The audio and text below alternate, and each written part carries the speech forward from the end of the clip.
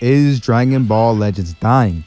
We've all been seeing some questions and rants like this saying how the reason they're releasing all these LF units and barely any events at all, and they're pushing out all these characters at the release schedule that they are, is due to the fact that the game is dying. And we've pretty much been seeing this for the past couple or few weeks. And although the game, has made a lot of mistakes within these past 2 months, releasing those 4 LFs, not even enough to do 3 rotations on one single banner, removing a main source of energy farming, from the bonus battles, and then also not listening to the community and so on.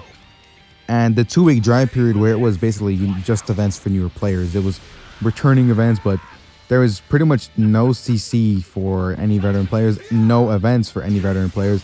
And even if there was, we had to wait days for that content to come. Days!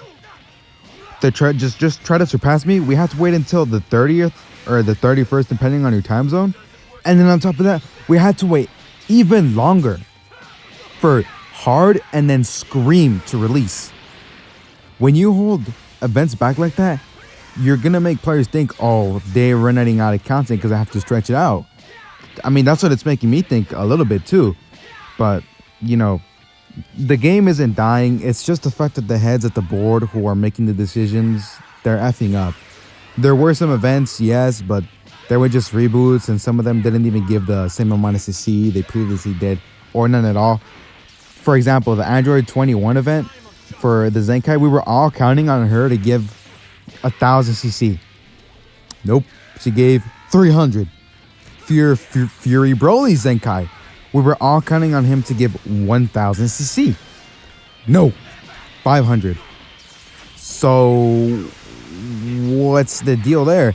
On top of that, the Just Try to Surpass Me Vegeta event, that didn't give any CC. None at all. So those tickets, those sparking guarantee tickets that you get for whatever banner is going to be released sometime in this month, they better actually be for a good banner and not just here's all the sparkings in the game and you have a 0.00167th of a chance to pull the unit that you specifically want. No, it has to be an actual good banner due to how difficult it was. And on top of that, they think that perfect vanishes is difficulty. Putting, damage reduction. I mean, I'm not even going to try to get into that, but, yes, they have listened to us, but keep in mind, this is such a minuscule problem. I mean, it's just energy. They did fix it. But at the end of the day, it is progress and stuff like that. So no matter how little progress is progress. But I have seen some players say how they're just thinking, oh, we'll give them this. It'll keep them busy and they won't complain for a while. It'll make them think that we're going to implement everything else that they want. But, we're just playing. So who knows? Maybe they could be right. Maybe they could not be. But, at the end of the day, like I said, progress is progress. If we do continue to complain, maybe, just maybe, they'll either add back, take away, or rework whatever we ask for.